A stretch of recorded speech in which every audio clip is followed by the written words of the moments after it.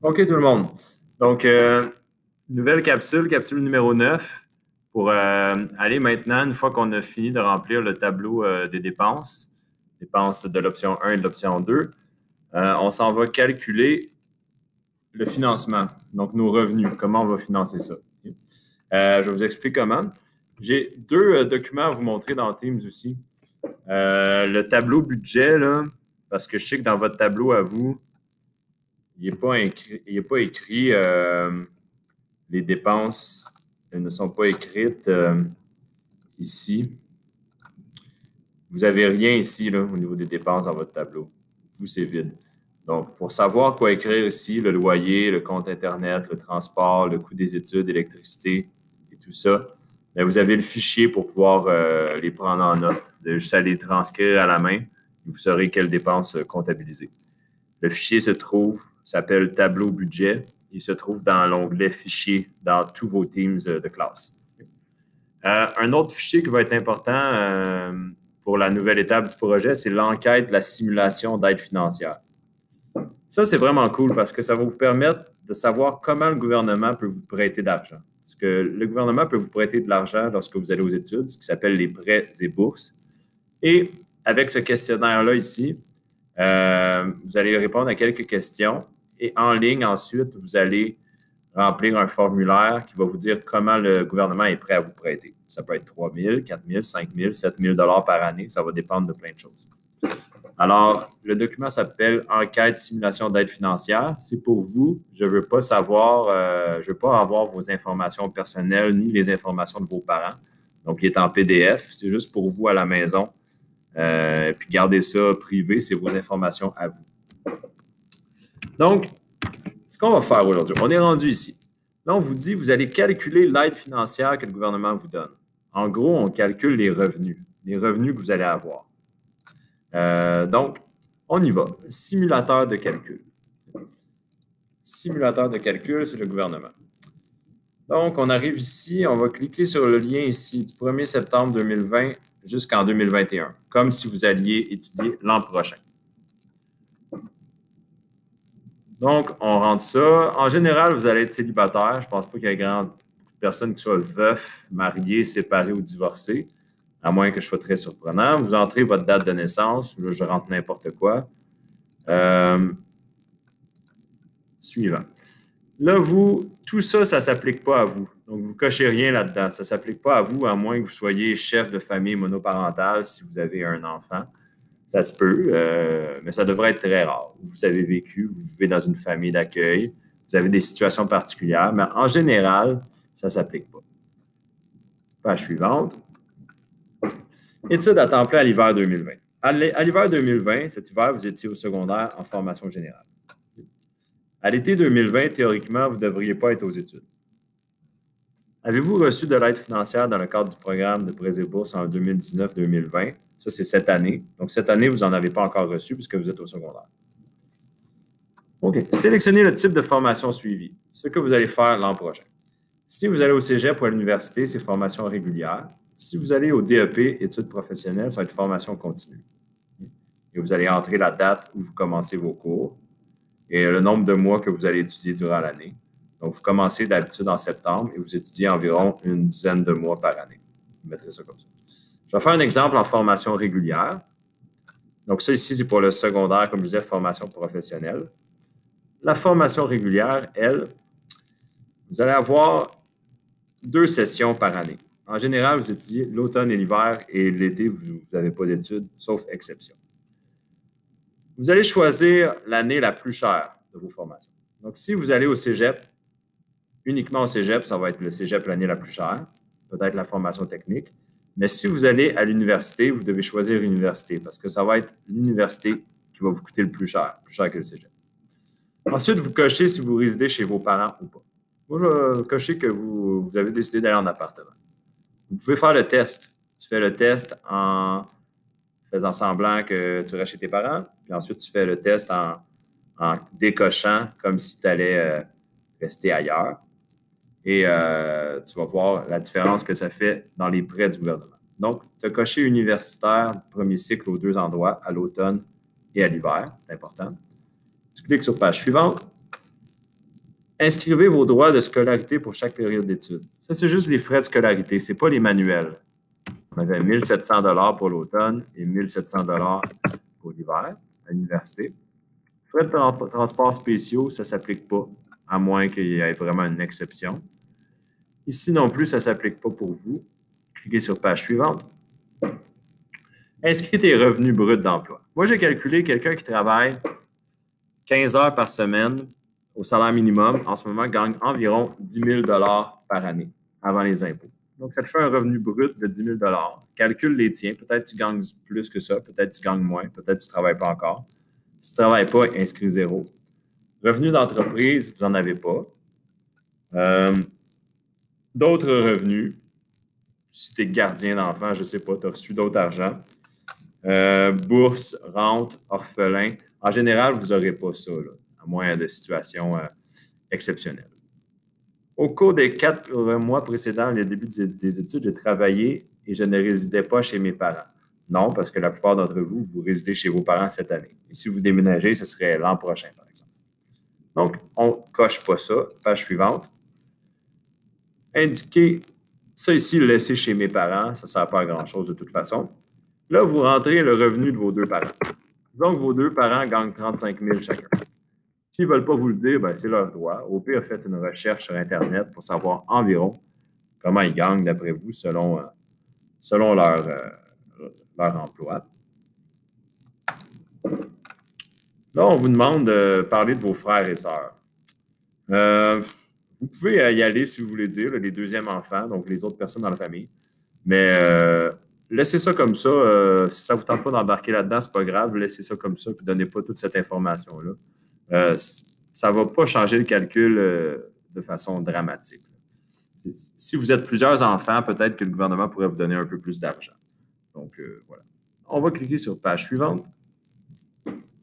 Et là, vous avez ce que le gouvernement va vous donner. Donc, le gouvernement va vous donner le montant ici. 4 896. 2 328 en bourse et 2 568 en prêt. Le prêt, vous allez devoir le rembourser à la fin de vos études. Les bourses, vous le gardez dans vos poches, c'est à vous. Il vous donne ça et il s'attend à ce que vos parents vous aident avec environ 4 000 $. Donc, la contribution des parents devrait être d'environ 4 000 $ selon le gouvernement. Parce qu'au Québec, le gouvernement calcule les prêts et bourses et considère tout le temps que selon le revenu des parents, les parents devraient contribuer un petit peu aux études de l'enfant. Évidemment, ça ne veut pas dire que vos parents sont du même avis. Peut-être que vos parents ont une autre philosophie. Et ça, c'est correct, c'est normal. Donc là, vous faites un print screen de cet écran-là. Vous le gardez pas loin et vous allez entrer vos revenus dans votre tableau. Donc, moi, j'ai rentré 4 896 prêts du gouvernement. Même s'il y a des bourses, pas grave, vous pouvez tout le mettre ici. L'important, c'est de savoir combien d'argent tu as dans ta poche. Travail, tu gagnes environ 10 000 $, comme je te disais. Ça te fait un total de 14 896. Là, les dépenses, vous voyez ici, là, 17 960. Moi, j'ai choisi le scénario 2. J'ai choisi l'option 2. Je fais un exemple avec ça. Donc, si j'ai choisi l'option 2, j'ai calculé toutes mes dépenses. 7 500 de loyer pour l'année. J'ai déjà divisé par 2. C'est déjà divisé par 2.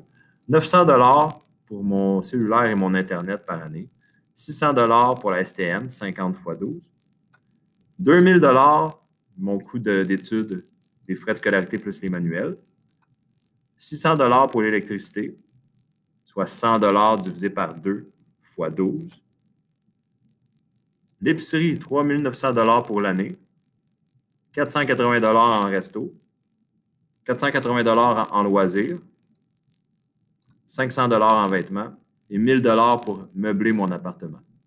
J'ai divisé le 2 000 en deux parce qu'on est deux à payer. Évidemment, vous devez me mettre les codes d'annonce et tout ça. Donc, tout ça, ça donne 17 960 $ dans l'option 2. Ça, c'est mes dépenses. Ensuite, on voit qu'il y a un problème. 17 960 de dépenses et 14 896. Mais ce problème-là peut être réglé de quelques façons. Soit vous augmentez votre nombre d'heures travaillées, vous travaillez plus. Soit, comme le gouvernement le disait, ici, contribution des parents environ 4 000 $. Donc, si vos parents contribuent et vous donnent 4 000 $ pour vous aider par année dans vos études, bien, vous arrivez à un total de 18 896 $. Et là, votre budget fonctionne. Pour que votre budget soit bon, pour que vous ayez tous vos points, vous allez devoir avoir plus de revenus que de dépenses. Ce qui laisse environ 1 000 de surplus. Faites le calcul, 18 800 moins 17 900, ça donne environ 1 000 de surplus. Donc, ça, c'est bon. Si tu as un imprévu dans l'année, tu as 1 000 de plus au cas où. Donc, ça te prend un petit surplus et ton budget doit être équilibré. Si tes dépenses sont supérieures à tes revenus, tu vas perdre des points. Si jamais ce n'est pas possible pour tes parents de te laisser de contribuer à tes études, tu pourrais justement augmenter ton nombre d'heures travaillées tout en essayant de garder un rythme de vie sain. Mais tu pourrais dire peut-être l'été, je suis capable de travailler beaucoup plus que pendant l'année. Donc, au lieu d'être 15 heures semaine, l'été, tu es capable de travailler 40 heures semaine. Donc, ça pourrait te permettre d'arriver. Tu pourrais prendre aussi une marge de crédit étudiante ou regarder s'il y a des bourses qui s'offrent pour quelqu'un comme toi. Donc, à toi de voir comment tu équilibres ton budget. Après ça, je vais voir combien de temps il me reste dans ma capsule. Il me reste 3 minutes. Donc, après ça, tu vas répondre à ces questions-là ici. Donc, c'est des questions un peu sur les prêts et bourses. Est-ce que tu as droit aux prêts et bourses du gouvernement? Si oui, quel montant t'est accordé? Donc, tu le sais lorsque tu vois cet écran-là. Si tu n'as pas droit, on va te le dire. Ça se peut, si tes parents ont un revenu assez élevé, ça se peut que tu n'aies pas droit. Compare les résultats que tu as obtenus avec un élève qui a fait un choix de logement différent du tien. Donc, un élève qui a choisi de rester chez ses parents et toi, tu as choisi d'aller en appartement, est-ce qu'il y a des différences? Quelles sont-elles? Donc, trouve quelqu'un dans la classe qui a fait un choix différent du tien. Selon le simulateur, quelle est la contribution attendue de tes parents? Est-ce la contribution réelle qu'ils prévoient te donner? Cette question-là ici, je l'annule. Je l'annule, ce n'est pas pertinent. Donc, vous n'avez pas à la faire. Je vais la mettre en italique. Question annulée. Si les prêts et bourses du gouvernement et la contribution de tes parents ne suffisent pas à équilibrer ton budget, quelles autres solutions peux-tu envisager pour financer ton année d'études? Ça, c'est important. Donc, ici, tu dois répondre à cette question. Est-ce que tu vas travailler plus? Est-ce que tu vas aller chercher une marge de crédit? Voilà. Et finalement, question 5, tu pourrais décider de consacrer beaucoup de temps à ton travail et de réduire le nombre de tes cours à l'université. Celle-là aussi, question annulée. Donc, cette question-là, vous y répondez pas. Donc, ensuite, 2 minutes. Ensuite, vous allez répondre à des questions sur un dossier documentaire. Donc, à l'aide du dossier documentaire aux pages suivant le prochain tableau et des notions vues en classe, associe des avantages et des inconvénients à chacun des modes de financement des études. Inscris tes réponses dans le tableau ci-dessous. Donc, là, tu dois consulter tous les documents qu'il y a après ce tableau-là. Donc, je te conseille de commencer par lire les documents, calmement, tranquillement. Tu parcours les documents, tu les lis, il y en a 5 documents. Une fois que tu as fait ça, la question, c'est sortir les avantages et les inconvénients de chacun des modes de financement. Donc, financer tes études avec tes parents, allocation des parents. Quels sont les avantages? Quels sont les inconvénients? Utiliser le prêt et bourse du gouvernement. C'est quoi les avantages et les inconvénients? Travailler plus, avantages, inconvénients. Marge de crédit étudiante, avantages, inconvénients. Autres bourses d'études, avantages, inconvénients. Les réponses doivent se trouver dans les documents. Donc voilà, il reste juste une section du projet à réexpliquer et ça, je vais le faire plus tard dans une autre capsule. Merci beaucoup tout le monde.